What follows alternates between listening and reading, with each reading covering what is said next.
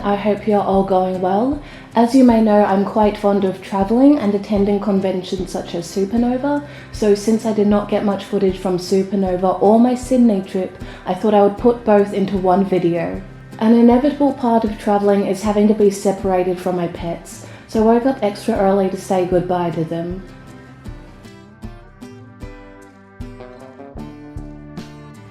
The train trip from Melbourne to Sydney takes approximately 11 hours, and it wasn't until I was on a cross-country train that I realised I forgot my AirPods and the charger for my portable charger, so make sure to double check everything before heading off. Nonetheless, I loved the scenery on a ride and it was a great opportunity for me to catch up on some sleep.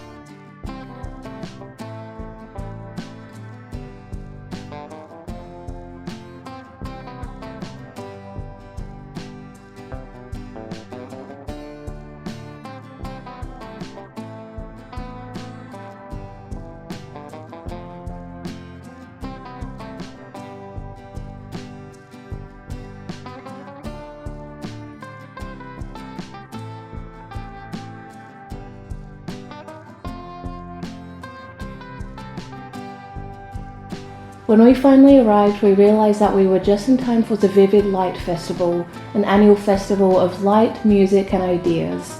According to Vivid website, it includes outdoor immersive light installations and projections, performances by local and international musicians, and as an ideas exchange forum featuring public talks and debates with leading creative thinkers.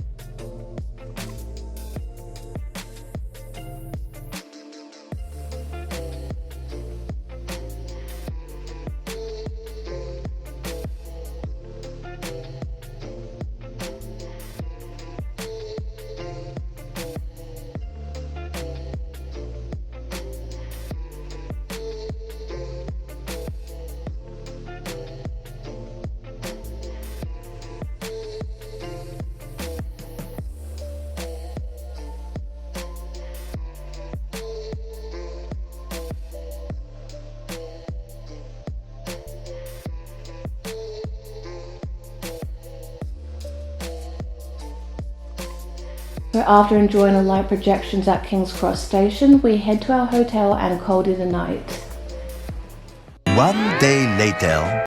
We started our second day in Sydney at a nice cafe across the road from King's Cross Station before moving to a hotel closer to Sydney Showgrounds.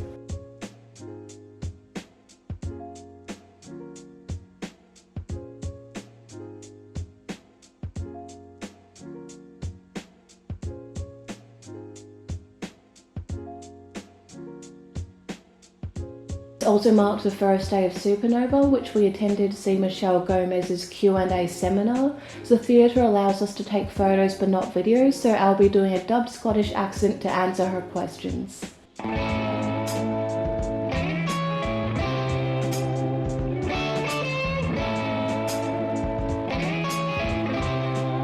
Firstly, Michelle was asked what was her favourite episode to film. She said that the very first time she walked onto set was like imprinted into her eyelids because as a fan coming to Doctor Who, I could not quite believe that I was playing the Master, and I could not believe I was surrounded by Daleks and Cybermen. She was very nervous on the first day on set, but Peter Capaldi and Jenna Coleman were very welcoming. Q2. Afterwards, Michelle was asked who she would work with if she could work with any Doctor. She said that because we all grew up with our own generations of the Doctor, she would pick Tom Baker. The next fan asked about her memories finding out she got the role of Missy and what was going through her head at the time. Michelle was actually offered a role on Doctor Who prior to Missy, but she was filming another show called Psycho Bitches at the time, and did not have a time machine, therefore she could not be in both shows. A couple of months later her agent asked whether she was sitting down, because an offer has come through for you to play the role of the next Master, and she, believe it. Since Michelle is a Doctor Who fan, the next question was whether she took inspiration from any of the previous Masters. She said that she didn't really dare look at anyone who came before her because she wanted to make it her own. She also made some cheeky comments you can read here which I will not be dubbing.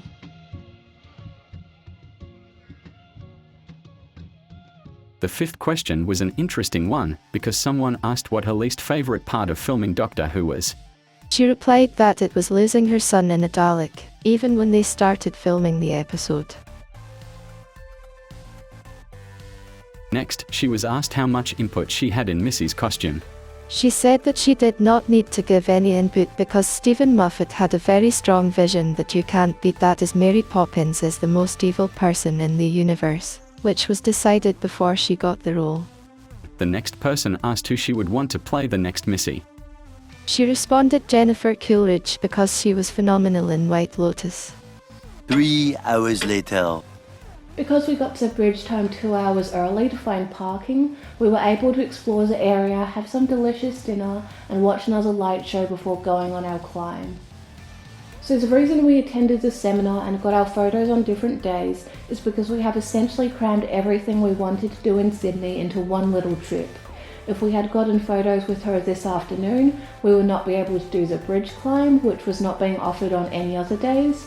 As I mentioned, we were completely unaware about the Vivid Light Festival, but increased the demand for the bridge climbing session, so I felt really lucky being able to see this on my first ever time climbing the bridge.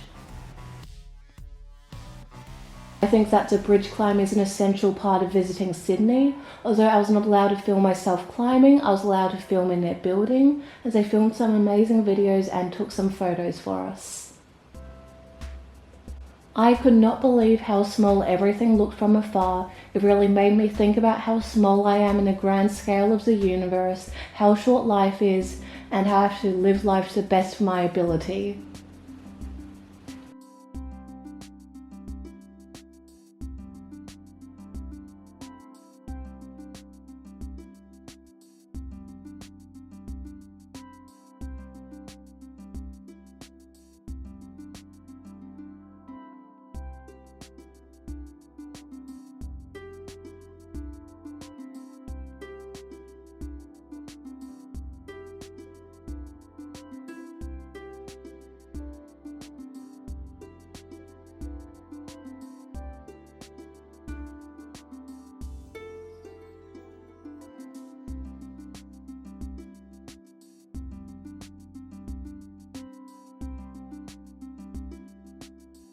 So overall we had an amazing second day in Sydney, and unfortunately could not celebrate with too much alcohol because we had a busy day ahead of us. The next day. Today was probably our busiest day in Sydney because we will be going to Featherdale Wildlife Park in the morning and to Supanova in the afternoon.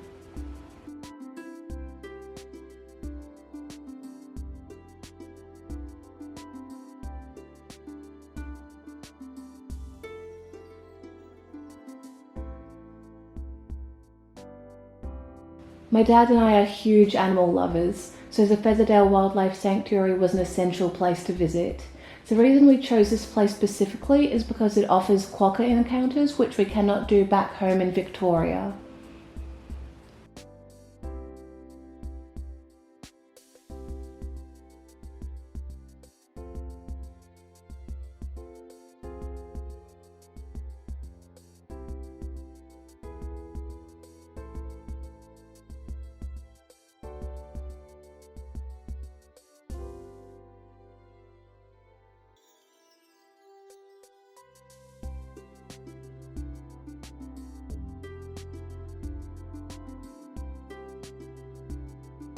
Because I do need to include Supanova and other parts of the Sydney trip in this video, I will not include too much footage from the encounter, but I do have an entire video dedicated to it on my pets channel if you'd like to check it out.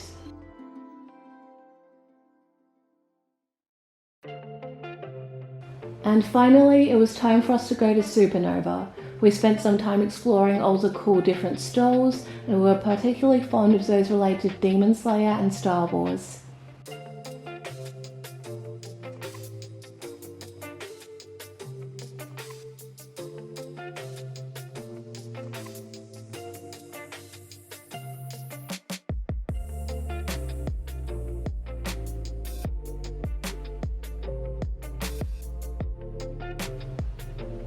I was so nervous meeting Michelle.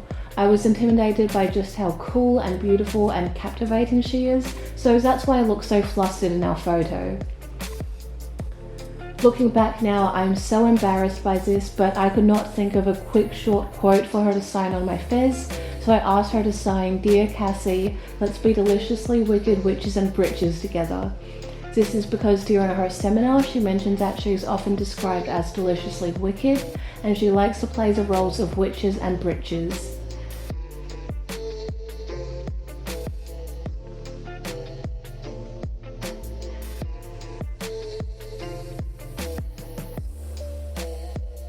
After buying Nezuko and Zenitsu Pikachu figures, we went back to our hotel to enjoy some instant noodles and Scrabble before calling it a night.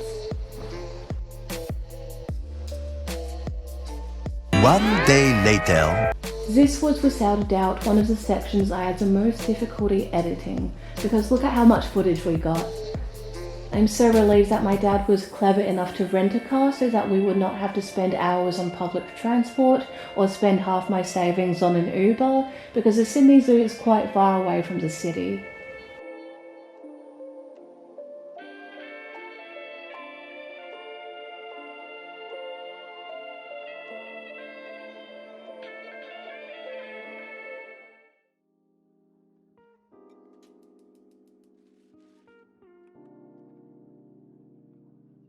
Once again, because this is an entire travel video, I'll not include too much footage from the encounters, but I do have an entire video dedicated to it on my pets channel if you would like to check it out.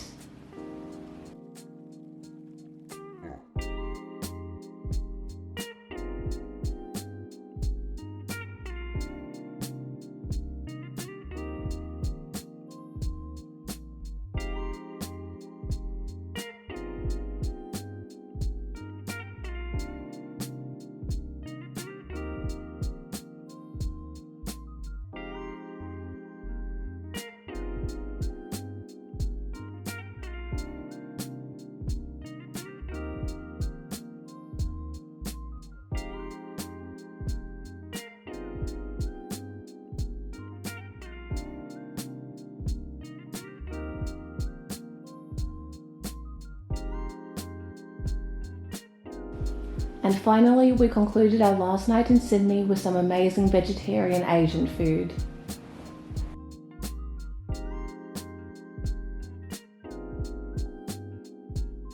The next day. And what a bittersweet day it is.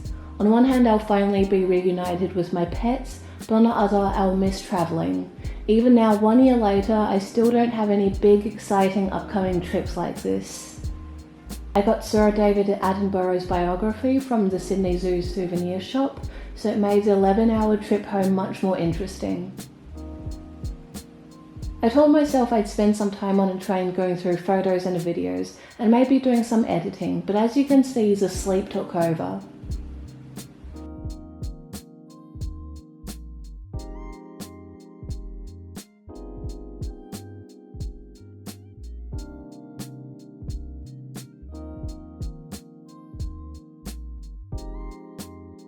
And finally, we were back to home sweet home.